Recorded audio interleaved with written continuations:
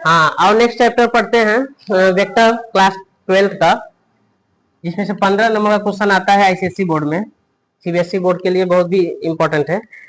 X axis, Y axis, Z axis, ये origin है। X axis में unit vector i cap, Y axis में j cap and Z axis में क्या होता है के कैप। यहाँ अगर किसी भी पॉइंट का पोजीशन वेक्टर अगर निकालना है, जैसे X comma Y comma Z, P point का पोजीशन वेक्टर निकालना है, तो किसी भी पॉइंट का पोजीशन वेक्टर यदि तुम्हें फाइंड आउट करना है तो इसको ओरिजिन से ऐड कर दो। जब ओरिजिन से ऐड कर दिए तो ये ओपी वेक्टर इक्वल टू, तो एक्स जो वाई जेड, एक्स का जो वैल्यू है उसमें आई कैप का मल्टीप्लाई करो, Y j cap and Z k cap, ये हमारा ओपी वेक्टर का वेक्टर पी पॉइंट का पोजीशन वेक्टर आ गया।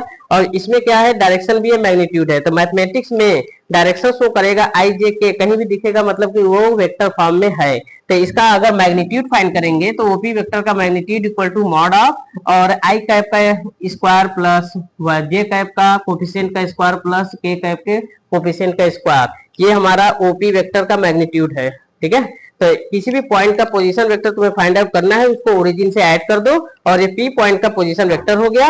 और ये इसका मैग्नीट्यूड अगर खाली फाइंड करना है, तो मैग्नीट्यूड अगर फाइंड करना है तो दोनों साइड मॉड ले लो, तो mod of OP equal to इसका जब फाइंड आउट करोगे तो X square plus Y square plus Z square. ठीक, अब मान लो कि तुम्हें दो पॉइंट है, ए पॉइंट अगर 1,2,3 दिया है एंड बी पॉइंट दिया है 4,5,1 ऐसे दिया है। ठीक, तो इसमें फाइंड आउट करना है कि A B vector find out करिए। तो जब A B vector find out करना है तो ये X axis, Y axis, Z axis, यहाँ ओरिजिन हो गया। एक पॉइंट एज्यूम करो ये है 1 2 3 और बी पॉइंट यहाँ पर है 4 5 1।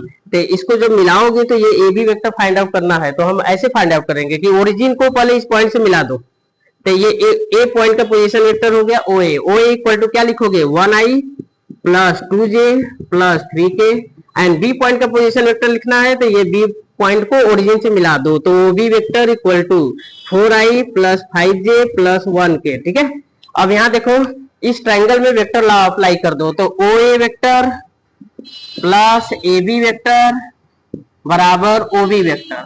तो यहाँ से A B vector find out करना है तो ए बी वेक्टर को यहीं पर आने दो, equal to O B vector minus O A vector.